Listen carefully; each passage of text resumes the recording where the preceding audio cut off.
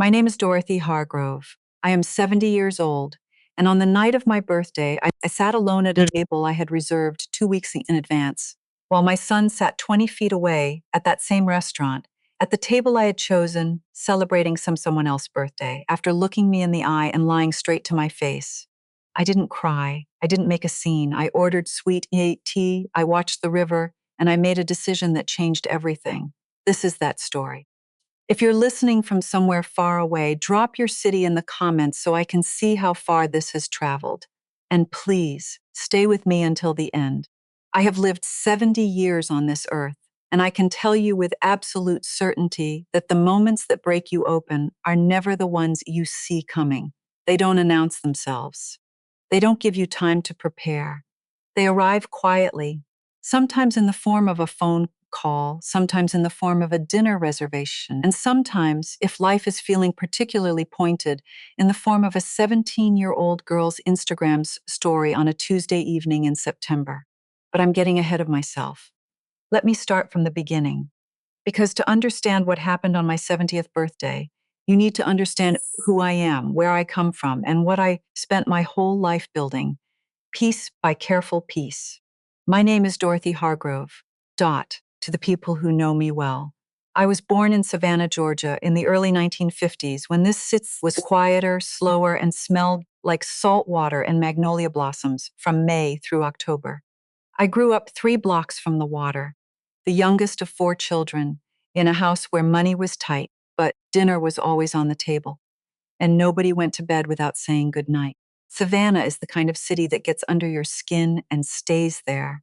The streets are paved with old cobblestones that rattle your teeth if you drive too fast.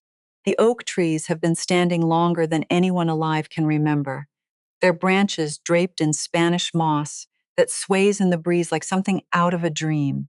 The Savannah River runs along the edge of downtown, quiet and wide and dark, and on summer evenings the whole city smells like cut grass and river water, and something sweet you can never quite name. I never left. Some people do. They grow up here and can't wait to get out, go north, go west, find something bigger, something faster. Not me. I was born in Savannah and I intended to stay. This city is in my bones. For 30 years, I worked as a charge nurse at Memorial Health Savannah, the large hospital on the south side of town. I started there at 23, fresh out of nursing school, terrified and determined in equal measure. I retired at 53 with a framed certificate, a small reception in the break room, and the quiet knowledge that I had done something that mattered. 30 years, thousands of patients, night shifts that stretched until sunrise, double shifts when we were short-staffed, holidays spent under fluorescent lights while the rest of the world was home with their families. I held the hands of people who were dying. I talked to people who had no one else to talk to. I stayed calm in rooms where everyone else was falling apart because somebody had to, and that somebody was usually me. My colleagues called me the steady one. I used to think that was a compliment. Now I'm not so sure it wasn't also a kind of warning, a sign that I had spent so long being steady for everyone else that I had forgotten to ask anyone to be steady for me. I met Robert Hargrove when I was 26 years old at a church potluck on a Sunday afternoon in October. He was a civil engineer, tall and quiet, with big hands and a slow smile that took its time getting there but was worth the wait every single time. He had brought a store-bought pecan pie to the potluck, didn't even try to pass it off as homemade, and I respected that immediately. We were married 18 months later in a small ceremony at the church where we'd met. No fancy reception, no big fuss. Just family, a few close friends, and a potluck dinner, because that's what we could afford and that's what felt right.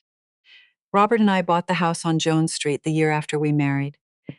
It was a narrow 2-story townhouse with a small front porch, creaky wooden floors, and a backyard big enough for a vegetable garden, and not much else. We paid $47,000 for it and thought we were the luckiest people alive. We wanted children right away. It took 6 years. 6 years of hoping and waiting and not talking about it too much because talking about it made it harder. 6 years of quietly grieving things that never got the chance to become real. And then, on a Thursday morning in April, Ethan Robert Hargrove came into the world weighing 7 4 ounces, and Robert cried in the delivery room. The only time in our 44 years together that I ever saw that man cry. Ethan was everything we had waited for. Robert passed away 6 years ago, pancreatic cancer. They found it in February, and he was gone by June, 4 months from diagnosis to burial, which felt both like forever and like no time at all. He was 68 years old, still working part-time, still puttering around in the backyard, trying to grow tomatoes that never quite turned out right. He had plans. We both had plans. After he died, I stayed in the house on Jones Street. People asked if I was going to sell, move somewhere smaller, move closer to Ethan in Atlanta. I always said no. That house was full of Robert. His books on the shelves he'd built into the kitchen wall crooked the first time, and then spent 3 weekends trying to fix, the garden he'd planted every spring without fail. I wasn't ready to leave any of that behind. Ethan was 44 now, living in Buckhead, the nicer part of Atlanta, with his wife Claire and their daughter Lily, who had just turned 17 and was the smartest, funniest, most clear-eyed person I knew at any age. Ethan worked as an architect at a mid-sized firm downtown. He was good at his job, ambitious in the way Robert had always hoped he'd be, and handsome in a way that still caught me off guard sometimes because he looked so much like his father at the same age. He married Claire 16 years ago. She was a marketing manager, sharp, organized, the kind of woman who could run a meeting and pick up dry cleaning and remember everyone's birthday all in the same afternoon. I had always liked Claire more than I let on. She wasn't warm in the way I was warm, but she was fair and she worked hard, and she loved Ethan in a real way that I could see even when things between us felt distant. The drive from Savannah to Buckhead was 4 hours, not far, but over the past few years, Ethan's visits had gotten fewer and further between. Once a month became every 2 months. Every 2 months became whenever we can manage it.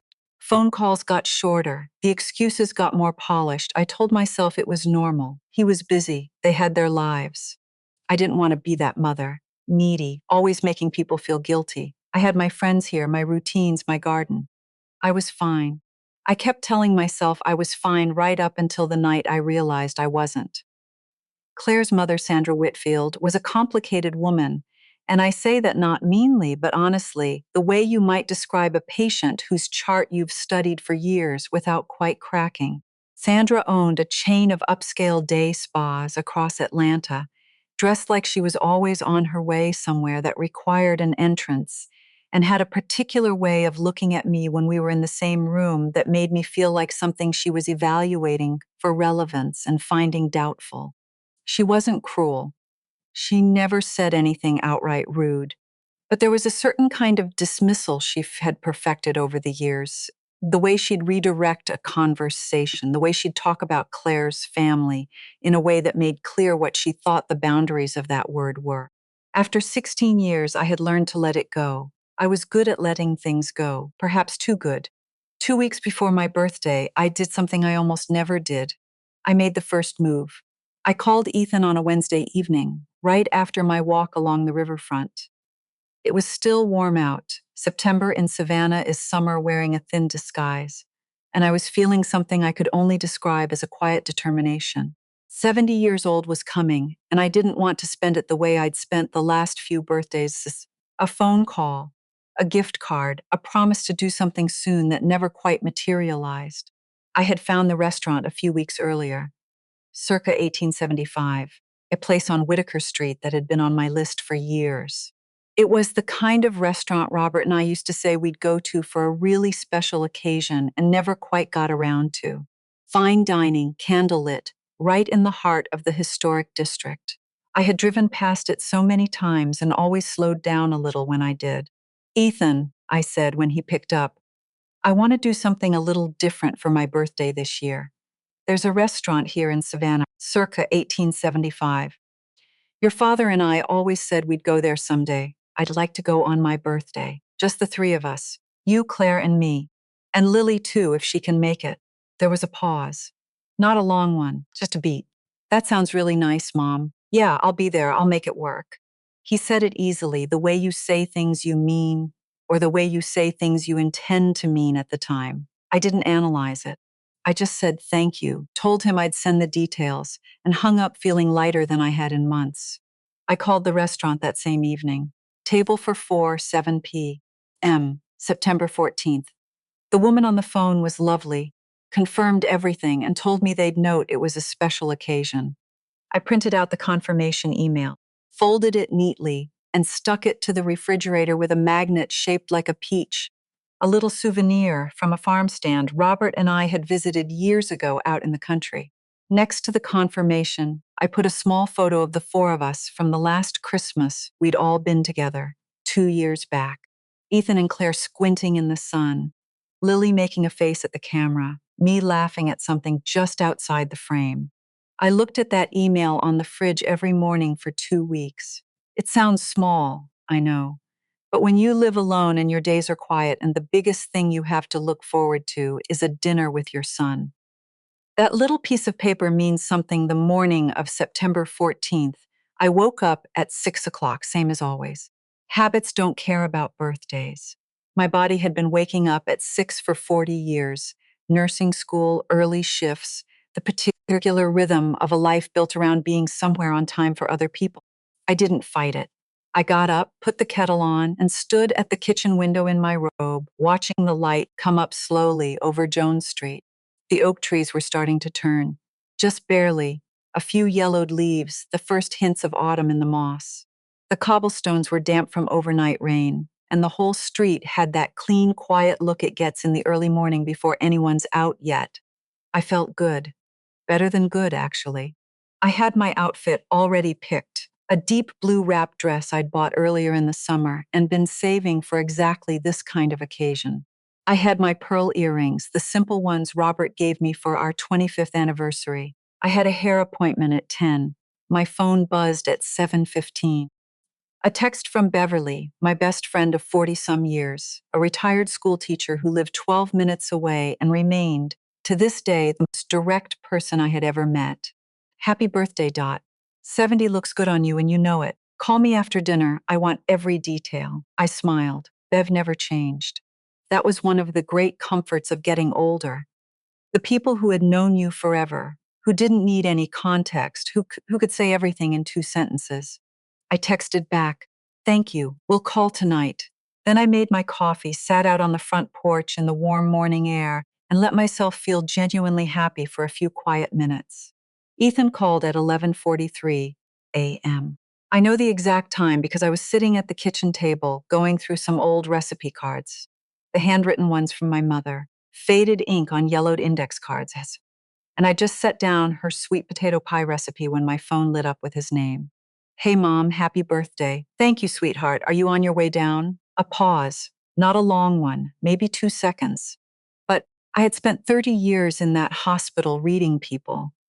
Reading the split second before someone told you something was wrong, that pause between the breath and the words, when you could already feel what was coming. I knew that pause. I had heard it 10,000 times. Mom, I'm so sorry. Something came up with the Henderson Project. Our main client called an emergency meeting this afternoon in Atlanta. It's not something I can get out of. I tried, I really did. But if I skip this, we could lose the whole contract. I looked at the confirmation email on the refrigerator. The reservation is at 7, Ethan. Atlanta is 4 hours away. I know, Mom, and I feel terrible. Claire's coming with me on this one, a beat. I'm really sorry. Next weekend I'll come down. We'll go somewhere even nicer, whatever you want. I had a choice in that moment. I could push back.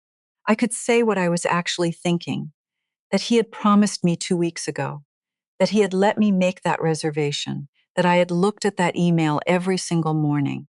I could let him hear the hurt in my voice, because it was there, pressing right up against the back of my throat. Instead, I said, of course, Ethan, don't worry about it. I hope the meeting goes well. Thanks, Mom. Love you. I'll call tonight. Love you too. I hung up. Set the phone down next to my mother's sweet potato pie recipe. Looked at her handwriting, small and careful and familiar after all these decades. I sat there for a long moment. Then I got up, went to the bedroom, and put on the blue dress anyway.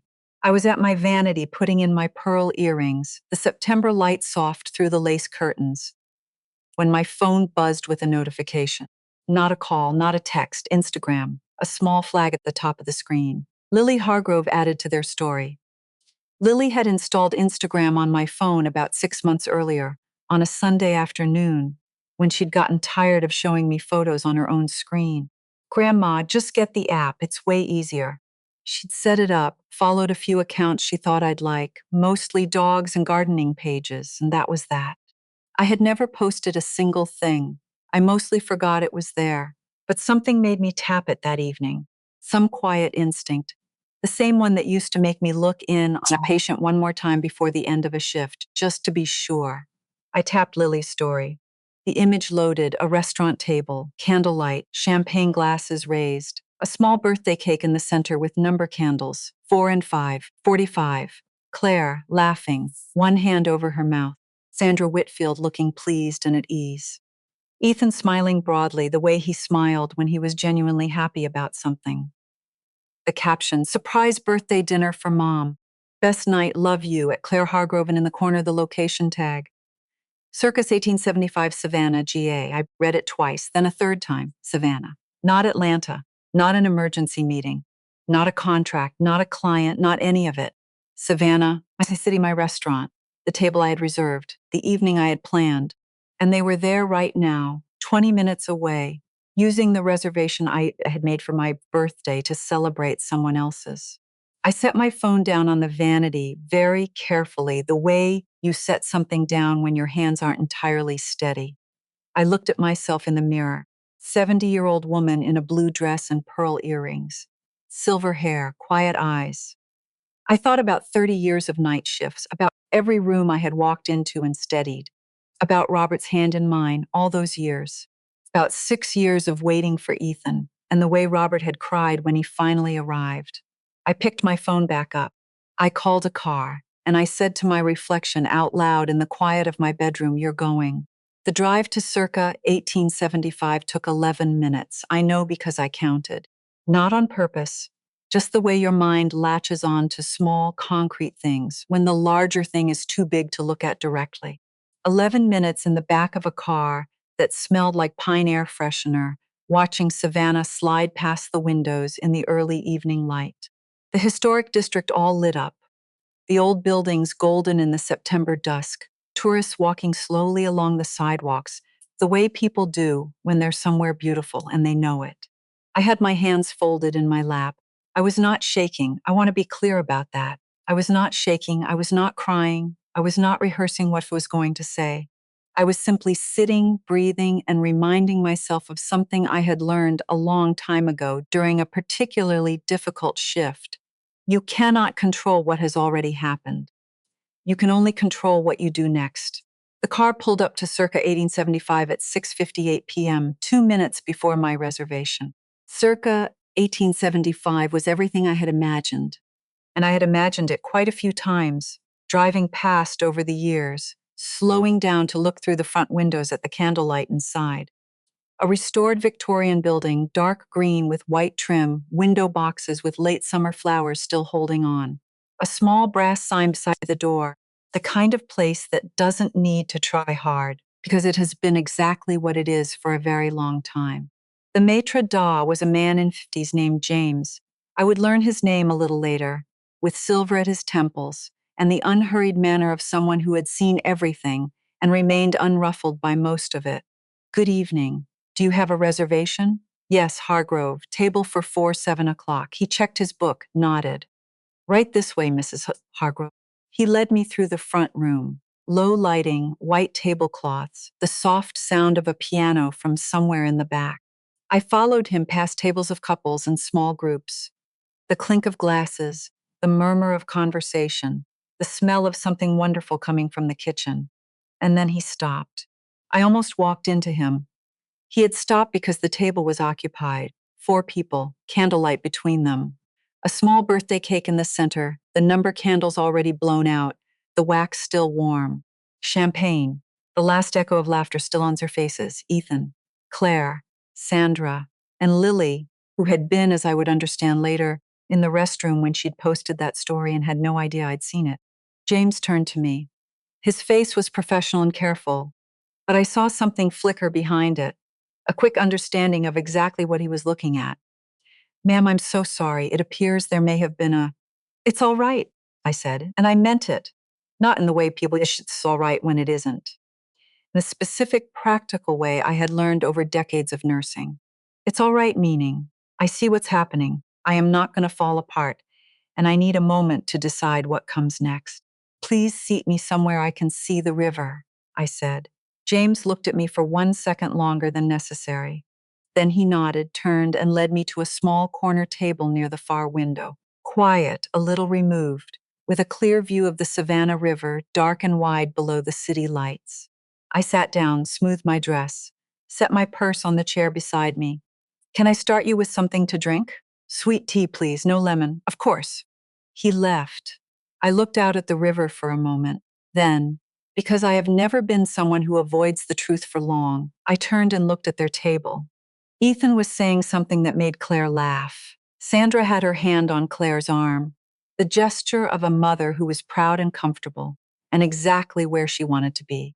The remnants of the birthday cake sat between them, small plates pushed aside. Someone had ordered another round of champagne. Lily came back from the restroom, slid into her seat, glanced at her phone, and then, as if she could feel the weight of someone's attention, looked up, directly at me. Her face went through about 4 expressions in 2 seconds.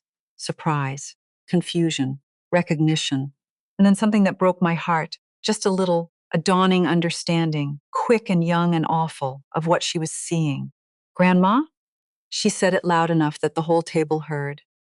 I have thought about this moment many times since that night, what it must have looked like from their side of the room. A 70-year-old woman in a blue dress sitting alone at a corner table, sweet tea in front of her, looking back at them with expression that Beverly, who I described it to later in exhaustive detail, said must have been absolutely terrifying in its calmness. Ethan went pale. I watched the color leave his face the way water drains from a tub, quickly, completely, leaving nothing behind. Claire's expression was different. Hers was confusion first. She looked at me, then at Ethan, then back at me, working something out. Sandra's face went carefully neutral, that particular expression of a woman who is very good at assessing situations and deciding in real time what position to take. Lily was already out of her chair. She crossed the restaurant in about 10 steps and wrapped her arms around me before I'd fully registered she was moving. 17 years old and still a hugger. She got that from Robert, who had been exactly the same way. Grandma, what are you doing here? Why are you by yourself? Such an innocent question. No agenda, no subtext, just honest, open surprise. And somehow that was the thing that made the whole room go very still. I'm having my birthday dinner, sweetheart, I said, and my voice came out even. Come on, walk me over. I stood up. Lily took my arm. She always did that, had been doing it since she was about 12, as if she'd decided early on that she was going to be my person in a room. And we walked together across the dining floor to their table. I looked at Ethan. He opened his mouth. Nothing came out. Hello, everyone, I said. Happy birthday, Claire. It was not Ethan who spoke first. It was Claire. Dorothy. Her voice was low and steady. I didn't know. I want you to understand that. I genuinely did not know you had made a reservation here. Ethan told me the booking you'd made fell through and that this was a last-minute find. She held my gaze when she said it, didn't look away, didn't soften it into something more comfortable. Just said it plainly, the way someone speaks when they are telling the absolute truth and need you to know it. 30 years of nursing, 30 years of people telling me things in moments of crisis. What was real? What was fear? What was performance? I looked at Claire and I knew immediately that she was telling the truth, which meant Ethan had lied to both of us. I turned to my son. He was looking at the tablecloth, 44 years old, a successful architect, a man who managed teams and multi-million-dollar projects. And he was looking at the tablecloth like a boy who had broken a window and was hoping somehow nobody would notice. Ethan, he looked up. I'm not going to make a scene, I said quietly. It's Claire's birthday and this is her dinner. But I want you to hear me say this in front of your family. I made that reservation 2 weeks ago. I told you about it. You said you'd be there. And when I called you this morning, you told me you had an emergency client meeting in Atlanta. Silence. You're in Savannah, I said. At the restaurant I chose. On the night I chose. Sandra opened her mouth. I looked at her, just looked at her, and she closed it again. I don't know exactly what she saw in my face. Whatever it was, it worked. I'm going back to my table, I said. I'm going to finish my dinner. And tomorrow, Ethan, you and I are going to talk. I turned back to Lily, put my hand on her face for just a moment, her young face, her grandmother's eyes looking back at me full of love and sorrow and the dawning of something she would carry for a long time. Enjoy your evening, sweetheart. And I walked back to my corner table, sat down, and picked up my sweet tea.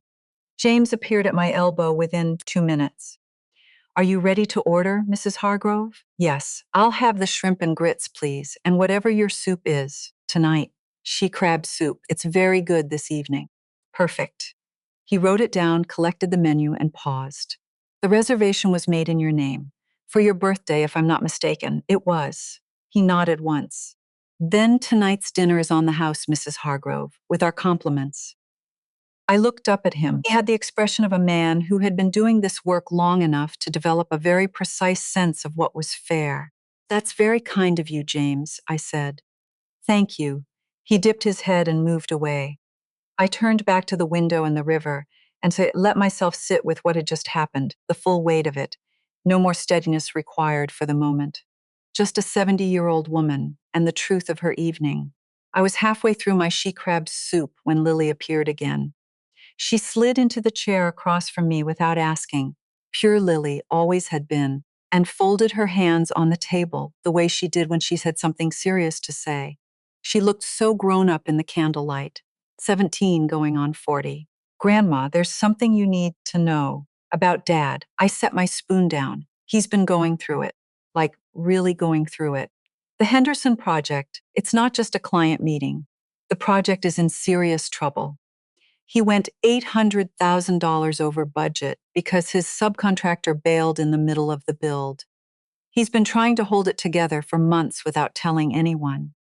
I looked at her carefully. How do you know this? I heard him on the phone about 3 weeks ago. I had a half day at school, and he didn't know I was home. His office door wasn't all the way closed, she paused. He was crying, Grandma. I've never heard my dad cry before, not even at Grandpa Robert's funeral. I sat with that for a moment. Why didn't you tell your mother? I kept thinking he'd figure it out. Dad always figures stuff out. Her voice dropped. But I think he's figuring this one out. I reached across the table and covered her hand with mine, young and warm, just like the first time I'd held it, in the hospital the day she was born, Robert standing beside me already, completely besotted. Thank you for telling me, said. Now go back to your table. Finish celebrating your mother's birthday. This is between your father and me. Are you going to be okay? Lily. I gave her hand a small squeeze. I spent 30 years in that hospital. I'm going to be just fine. She almost smiled, stood up, hesitated. Happy birthday, Grandma. I'm really sorry it went like this. Don't be sorry. Just go be 17 for the rest of the evening. That's all I need from you right now. She went. I watched her cross the room, slide back into her seat, feel her mother's arm go around her shoulders. Claire looked across the restaurant at me, just for a moment. A long, complicated look. I nodded once. She nodded back. I finished my dinner slowly, the way I used to eat on the rare nights I had a full hour for a break, deliberately, without rushing, tasting everything. The shrimp and grits were extraordinary. The she-crab soup was the best I'd had in years. James checked on me twice, quiet and unobtrusive, asking nothing. When I was done, I paid. James's offer had been kind, but I wasn't about to let the restaurant absorb the cost of my son's dishonesty. Left a generous tip and gathered my things.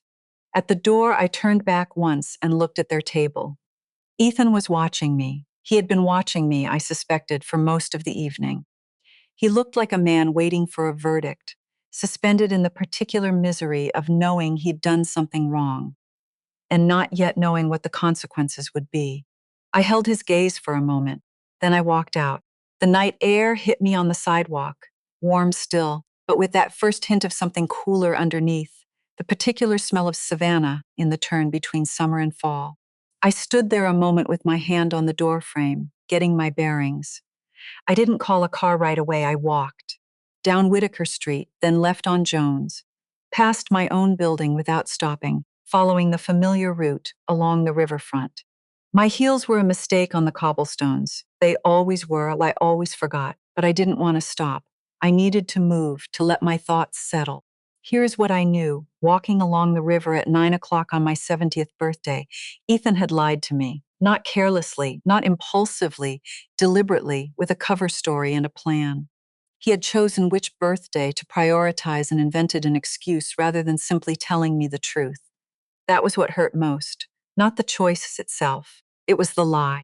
The assumption that I was someone who needed to be managed rather than spoken to. But I also knew this. My son was scared. He was drowning in a project he couldn't control, carrying a weight he hadn't told his wife about. That didn't excuse what he'd done, but it explained the man. I sat on a bench at the edge of the riverfront. The water was dark and slow in front of me. A couple of boats out on the river, with their lights reflected in long broken lines across the surface. I took out my phone, opened the Notes app, and I started writing, not what I was going to say to Ethan, not the practical things, those could wait. I wrote about Robert, about the first time we'd walked along this very river, the summer before we were married, and he'd stopped in the middle of the path to point out a heron standing perfectly still in the shallows. Look at that, he'd said, like it was the most remarkable thing he'd ever seen. A heron standing in a river. Robert could do that, find the extraordinary in the absolutely ordinary, and make you see it too, I wrote. He would know what to do, he always did. But he's not here. So I have to figure it out myself, and I think I already know. I closed the app, sat for another few minutes. Let the river do its thing, moving past, indifferent and ancient, and somehow comforting in exactly that indifference. Then I called a car, went home, and sat down at Robert's old writing desk with a piece of paper and a pen, and I began a letter. Not to Ethan. Beverly Calloway received her letter on a Wednesday morning, 3 days after my birthday. I know she got it Wednesday because she called me at 8:14 a.m., earlier than Bev ever calls anyone, and she opened with, Dorothy Ann Hargrove, I have been sitting at my kitchen table for 20 minutes reading this letter, and I need you to tell me right now if every single word of this is true. Every word, I said. A long pause. Okay, are you all right? I'm better than all right? I made clear. A shorter pause. Good, she said. Then let's talk. The letter was 4 pages, handwritten on cream stationery from the top drawer of Robert's desk. I had written it the way I used to write nursing notes, factually, specifically, without embellishment. What happened on the evening of September 14th, the reservation I had made, the phone call, the Instagram story, walking into circa 875, Ethan's face, Claire's honesty, Lily's kindness. And at the end, a paragraph I had rewritten 4 times before I got it right. I have lived in the Jones Street house for 42 years.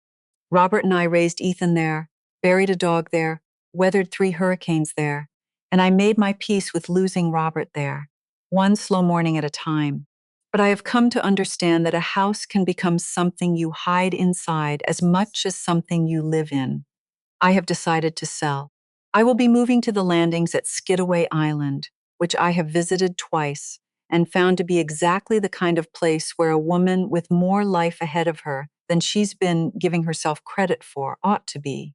This is not a decision made in grief or anger. It is a decision made with my eyes open. I wanted you to hear it from me. I had sent that same letters, same words, same handwriting, signed personally, to 11 people. Old friends of mine and Robert's, people who had known us for decades, who knew Ethan as a boy, who would understand the full weight of what they were reading. Beverly was the first to call. By Thursday evening, I had heard from 7 others. By Friday, Ethan had heard from 3 of them before I called him. He showed up at Jones Street on Saturday morning at 8 o'clock sharp, which told me everything about his state of mind. Ethan did not do 8 o'clock Saturdays. He was a 9:30, maybe 10 kind of man on weekends, always had been, even as a teenager. He looked like he hadn't slept.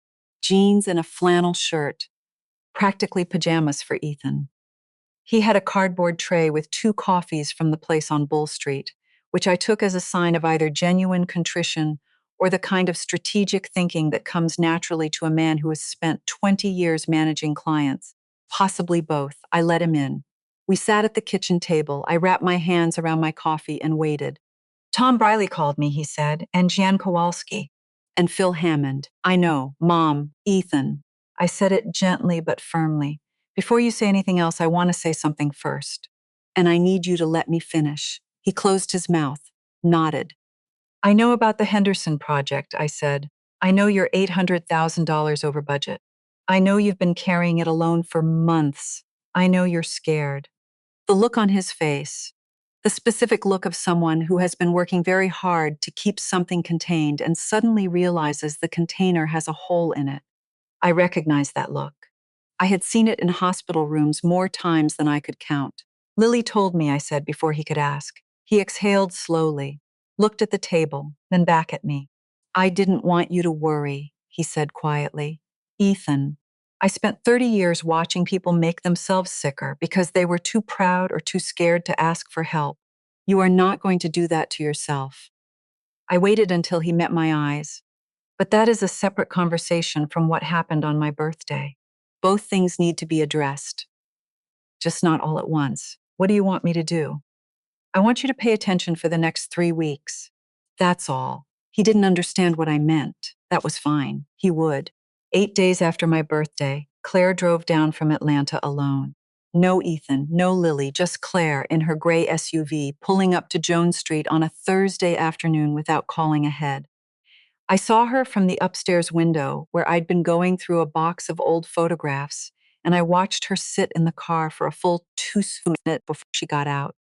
I went downstairs and had the door open before she reached the porch. She looked different without the usual scaffolding of her life around her. No work clothes, no social composure, just a 45-year-old woman in a denim jacket and sneakers, with her hair pulled back, standing on my porch looking like she'd had a long drive and a longer week. I should have called, she said. Come in, I said. I'll put the kettle on. We sat in the back garden because the weather was still warm, and I had always thought better outside. Chamomile for her, Earl Grey for me, and a plate of shortbread cookies Beverly had brought over earlier in the week, because Bev's response to any emotional situation was to bake something, and she had been baking steadily since Wednesday morning. Claire held her mug with both hands and looked at the garden. The roses I'd been slowly losing to age and heat, the old fig tree in the corner that had been there longer than I had. I owe you an apology, she said, not just for that night, for a long time. Claire, please let me say this. She looked at me directly, the same way she had at the restaurant. I knew Ethan was pulling away from you.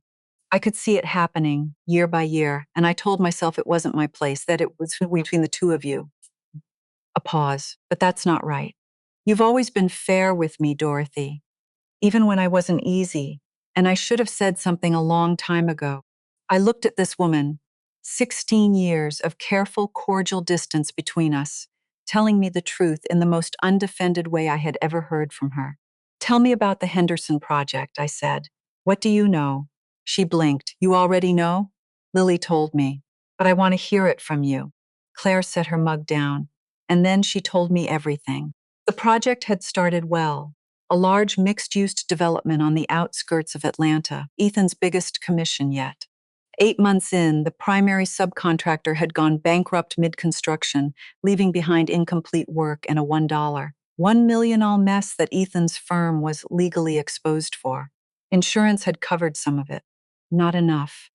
Ethan had personally guaranteed part of the contract, which meant a significant portion of the shortfall sat on his shoulders. He had been managing it alone because, and Claire said this with a flatness that told me she had been sitting with it for a while. He didn't want me to think he'd made a mistake.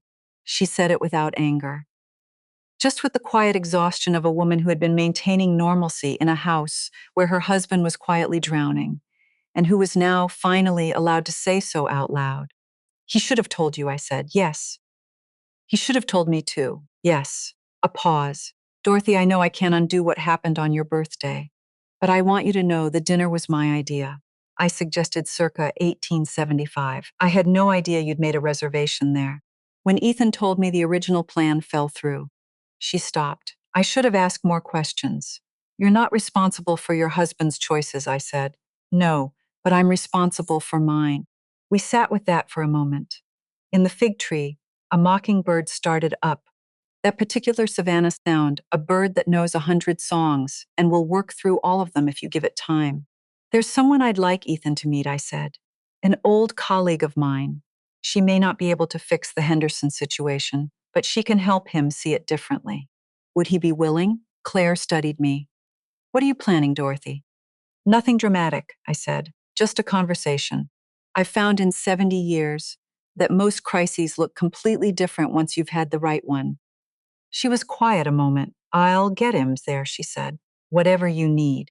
Patricia Donnell had been the director of nursing at Memorial Health for the last 12 years of my career. We had worked side by side through some of the best and worst moments that hospital had seen. She was 65 now, recently retired from healthcare management, and currently sat on the board of a community development investment fund operating across 3 counties in coastal Georgia.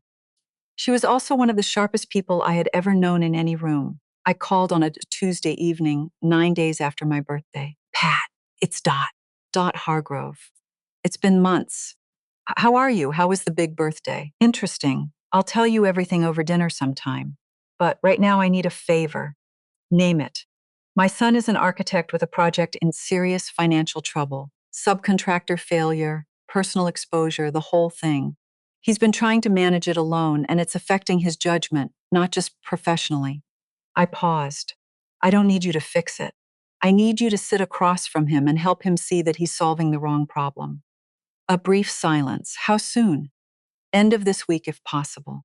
Send me what you have on the project. I'll look it over before we meet. The meeting happened on Friday afternoon at Patricia's office. I had told Ethan only that she was a professional contact with experience in construction and development finance and left them to get on with it. 2 hours later, Ethan called me from the parking lot. Mom, how'd it go? She's something else. I know. She said I've been trying to save the project when I should have been trying to save the relationships. That the financial piece is manageable if I stop treating it like a secret and start treating it like a problem to solve with other people. Is she right? A long pause. Yeah, he said. Yeah, she's right. Good. Go home and talk to your wife, Ethan. The whole truth, all of it. Another pause. Mom, why are you doing all this after what I did? Because that's what I do, I said. I show up even when it's hard. 4 days later, on a Tuesday morning, my phone rang with a number I didn't recognize. Georgia area code, Atlanta Exchange. I almost didn't answer. Then something made me pick up. Dorothy. This is Sandra Whitfield. In 44 years of knowing that woman, Sandra Whitfield had never once called me. We had spoken at family gatherings, exchanged polite greetings at holidays, maintained the careful choreography of 2 women who shared a family and had very little obvious common ground. But she had never called me on the phone. Sandra, I said, I know you have no reason to want to have this conversation, but I'd like to meet. Just the 2 of us, if you're willing. We met at a small cafe on Broughton Street. Mismatched chairs, very good coffee, no pretension whatsoever. Sandra arrived exactly on time. She was wearing a simple blue sweater and plain slacks. No jewelry, no armor. She looked older than the last time I'd seen her, or perhaps just more tired. Without the context that usually surrounded her, the spas, the Atlanta zip code, the social scaffolding of decades, she was simply a 68-year-old woman sitting across from me with her hands around a coffee cup, and there was something unexpectedly recognizable about that. I need to explain something, she said. Not excuse it, just explain it. All right. When my husband left, Claire was 11, and I made a decision, the way you make decisions when you're in that kind of pain, that she would never need anyone the way I needed him, that she would be so capable, so self-sufficient, that no one could leave her the way I'd been left. She was looking at her coffee as she spoke. I taught her that her immediate family, her husband, her daughter, that was the circle. Everything outside it was secondary. She looked up. I think I taught Ethan the same thing by proximity. By never in 16 years making a real effort with you. I'm not making excuses. I'm just trying to be honest about my part in this. I looked at Sandra Whitfield, whom I had maintained a cool distance from for a decade and a half, and felt something I hadn't expected. Not warmth exactly, but recognition.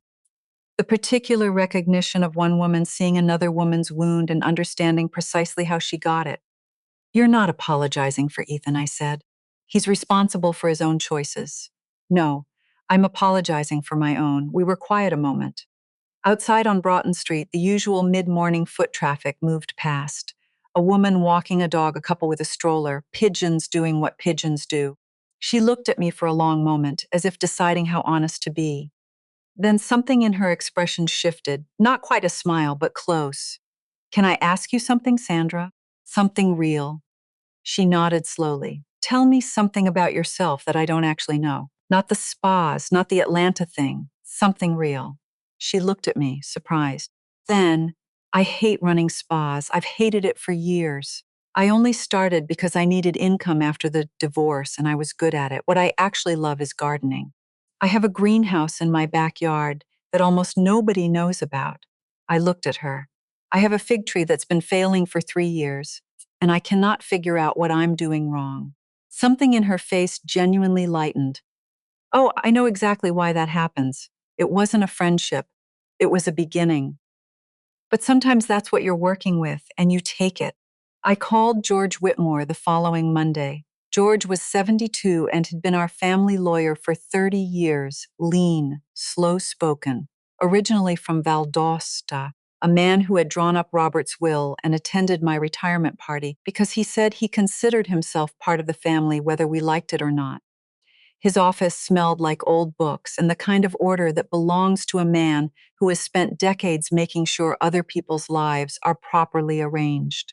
I sat across from his desk and placed a folder on the surface between us.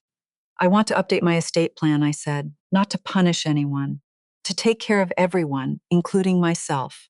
George put on his reading glasses and opened the folder. He read slowly, the way he did everything, and I waited. Outside his window, downtown Savannah carried on with its quiet business. When he finished, he took off his glasses. Robert would be proud, he said simply. Don't make me cry, George. We have documents to sign, he smiled. All right, let's get to work. The plan was straightforward. The Jones Street house would be sold. Proceeds divided into 3 portions. A third into a trust in Lily's name for education and early life. A third reserved for my own living expenses, travel, and whatever else I decided my remaining years deserved. And the final third held in a conditional account that would be released to Ethan under one specific condition. Not a financial condition, not a performance benchmark. George wrote it into the document in his careful legal language, and I read it back to make sure it said exactly what I meant. It did. One more thing, I said before I left. The landings at Skidaway Island, I'd like to begin the process of securing a unit there. George raised an eyebrow. You're really doing it? I'm really doing it. He walked me to the door and held it open. Dorothy, for what it's worth, I think you're handling this exactly right. George, I said, after 70 years, I've finally worked out that right and easy are 2 completely different things. I walked out into the Savannah afternoon, warm still, the live oaks casting long shadows across the pavement, and for the first time since my birthday, I felt something settle in my chest. Not peace exactly, but the particular steadiness that comes from having done what needed to be done, step by careful step, and knowing there was only one thing left. By the time 3 weeks had passed since my birthday, I had done more than I had done in the previous 3 years. I had written 11 letters. I had made 3 important phone calls. I had sat across a table from a woman I had never really known and found the beginning of something I hadn't expected. I had signed documents that would reshape the rest of my life. And now, on a Sunday evening in early October, I was making pot roast. Ethan and Claire arrived together, which I took as a good sign, one car, coming as a unit, which meant the conversations of the Pathuquis had been doing their work. Ethan looked better than he had on that Saturday morning, still carrying something, but no longer carrying it alone. He'd talked to Claire. I could tell The particular relief of a person who has finally told the truth is unmistakable once you've learned to read it. Lily had come down the day before and spent the night, and I'd sent her to Beverly's for the afternoon so the dinner could be just the three of us. We ate together, talked about Lily's college applications, about the weather turning properly at last, about a book I'd been reading. Normal conversation, and it felt almost strange after the intensity of the past weeks, but underneath it, tentatively, something mending. After dessert, peach cobbler, my mother's recipe, the one I made for every occasion that mattered. I cleared the plates and set a manila envelope on the table between them. I want you both to read this, I said. Please read all of it before anyone says anything. Ethan picked it up, opened it. Claire moved her chair closer to his so they could read together. That small, unconscious gesture of two people who had remembered they were on the same side, and something eased in my chest. I sat across the table and watched their faces. They read, the part about the house. Ethan's jaw tightened slightly, but he kept reading. The part about Lily's trust. Claire pressed her lips together. The part about my own portion. And then the final section, the condition on the third set aside for Ethan. He stopped. Read it again. You want us to go to therapy, he said, not a question, just reading the words back to make sure he'd understood them. Family counseling, I said. You, Claire, and me. A minimum of 6 sessions with a licensed therapist, someone none of us already know. Before the account is released, silence. That's the condition, I said. Not a financial benchmark. Just 6 conversations with a professional in the room so that the things we haven't been saying to each other have somewhere to go. Ethan looked at me for a long moment, turning it over the way he turned over everything, methodically looking for what he might have missed. Why? He asked finally. Because your father and I should have done it. Years ago, after some of the harder stretches we went through, we didn't, because we told ourselves we were managing fine. And then he was gone and it was too late. I paused. I am not going to let that happen with us. I would rather have 6 hard conversations now than spend whatever time I have left with everything unsaid. Across the table, Claire reached over and took Ethan's hand. He looked at their hands, then at me. There's something else, I said, something I should have told you sooner. Lily was not in the room. I had planned it that way, wanted Ethan and Claire to have time to process before Lily needed to know. 3 months ago, I went in for a routine checkup. My doctor found a cardiac irregularity, not immediately dangerous, but something that requires monitoring and just the prognosis is good. This is manageable. Ethan started to stand. Mom, sit down, sweetheart. Firm and gentle in equal measure. I am not telling you this to frighten you. I'm telling you because it's the truth. And I am done managing information about my own life to protect other people from worry. I am 70 years old with a heart that needs a little extra attention. I am not dying. I am adjusting. He sat back down slowly. His face had moved through several things in quick succession: fear, guilt, something rawer than both, and settled into the careful attention he used to have as a boy when something serious was happening and he was trying hard to be equal to it. It's also part of why I decided to move to the Landings, I continued.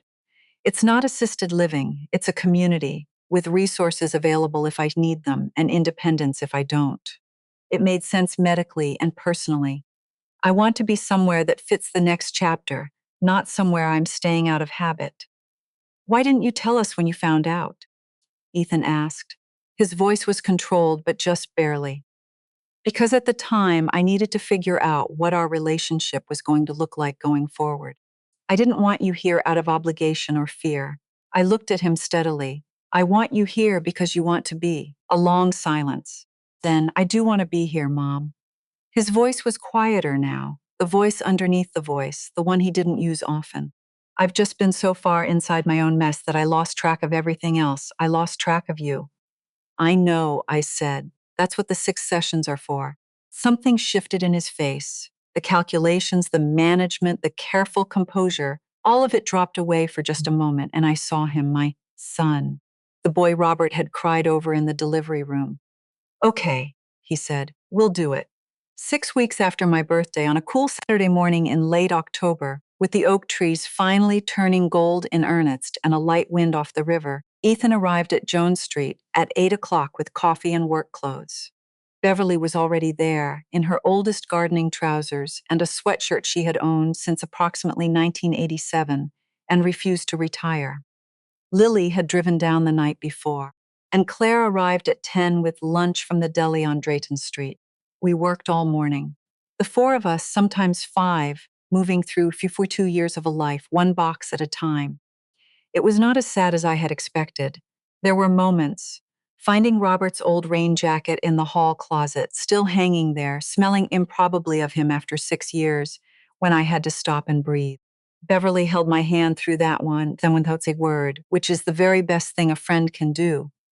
But mostly it felt like something else, something lighter, like the house was allowing itself to be released, the same way I was. In the late afternoon, when most of the rooms were emptied and the light was going golden through the uncurtained windows, I found Ethan standing in the study, the small room at the back where Robert had kept his books, his engineering drawings, and a desk he'd refinished himself the summer Ethan was born. The bookshelf was still there. We were leaving it for the new owners. Robert had built it into the wall when Ethan was about 6. A whole Saturday project with a small boy handing up screws and feeling enormously useful. Ethan was looking at it the way you look at something you forgot you remembered. "He built this when I was 6, he said quietly. I stood right here and watched him do the whole thing. "You handed him nails," I said. "He told me afterward you were the best assistant he'd ever had." Ethan laughed, a real laugh, sudden and unguarded, the laugh he'd had since he was a boy. He pressed his hand flat against the shelf for a moment as if he was saying something to it, or to the man who built it. Then he turned to me. "Mom, I've been thinking about what you said about Dad, about wishing you'd done the counseling years ago. Yes, I don't want to be someone who figures that out too late. I don't want Claire to carry things alone the way you carried things alone." He stopped. "And I don't want to be someone who makes you feel like an obligation. You have never been that. I just got lost, really lost. And I didn't know how to find my way back without admitting how lost I was." I looked at my son, 44 years old, standing in his father's empty study, telling me the truth. "You're not lost anymore," I said. He crossed the room and hugged me, the full, real kind, not the quick performative embrace of bars and holidays, but the kind that means something. I put my arms around him and held on, and for a moment we were just a mother and a son standing in a room full of memories, figuring out how to carry them forward. Beverly appeared in the doorway, took one look at us, and quietly disappeared again. 40 years of friendship. She always knows when to stay and when to go. I will not tell you that the months that followed were easy, because they were not. The first counseling session was uncomfortable in the way that first sessions always are. Too much ground, too little trust built yet. Ethan was guarded. I said too much and then too little. Claire, surprisingly, was the most natural in the room. She had done therapy before, years ago after her father left, and she understood the shape of it. But we went back. Second session, then third. By the fourth, something had loosened. Ethan started talking about Robert in a way I hadn't heard before. Not the proud, polished version he usually offered, but the real one. The ways Robert had sometimes been hard to reach. The ways Ethan had learned from watching his father, that men handled problems alone. The ways that lesson had served him and the ways it hadn't. I sat in those sessions and listened. And sometimes I cried, which I had not expected, not from sadness, from the particular relief of things finally being said out loud, in a room where it was safe to say them. The Henderson project was resolved by November, not perfectly, not without cost, but resolved. Patricia Donnell had connected Ethan with a development attorney who helped restructure the liability. The firm absorbed some loss. Ethan absorbed some personally. He told Claire the full number. She handled it. They handled it together. The Jones Streets was purchased by a young family, a couple in their early 30s with 3 children under 8, who had come to look on a Sunday afternoon and stayed 2 hours asking about the neighborhood, the schools, the garden, the old fig tree in the back corner. When the agent told me afterward that the wife had cried when she saw the kitchen, I felt something I hadn't expected. Not grief, but satisfaction. That kitchen deserved to have someone cry over it. I moved to the landings at Skidaway Island on a Friday in November, with Ethan and Claire and Lily and Beverly all there to help carry boxes.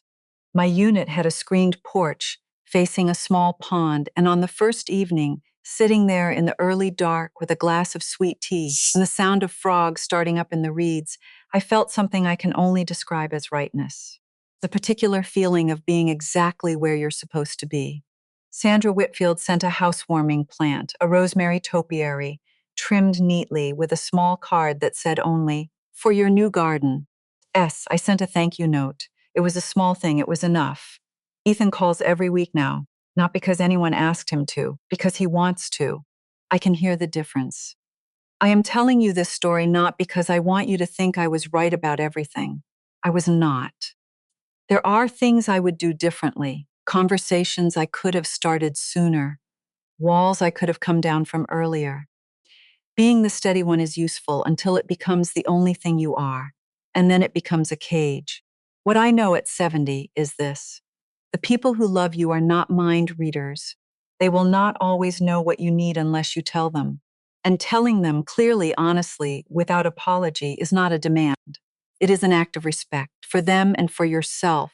I spent 30 years taking care of strangers in their most vulnerable moments.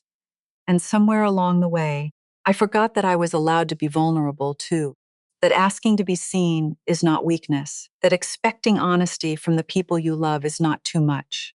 Robert used to say in that quiet way of his, the bravest thing you can do is tell the truth about what you need. He was right. He was almost always right. I think about what he would say if he could see the last few months. I think he would watch Ethan in that counseling room finally opening up, and he would feel something complicated and proud and deeply relieved. And then he would look at me with that slow smile that always took its time, and he would say, in exactly that voice, "It's about time, Dot. It's about time." If Dorothy's story stayed with you, Pat, even a little pride, I want you to sit with that for just a moment before you scroll on. Because what she's really describing isn't just one dinner, or one lie, or one birthday. You know that feeling? Always needing to be the steady one, always understanding? It's draining. Ethan wasn't a villain. He was a person under pressure who made the wrong call. And I think most families have at least one version of that story. What gets me about Dorothy is that she didn't explode and she didn't collapse. She got quiet. And then she got clear. And then she acted not out of anger, but out of self-respect. That's not revenge. That is a woman who finally decided her life was worth showing up for. At any age, that is worth celebrating. If this story meant something to you, share it with someone who might need to hear it today.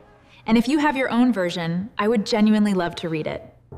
Take care of yourselves and take care of each other.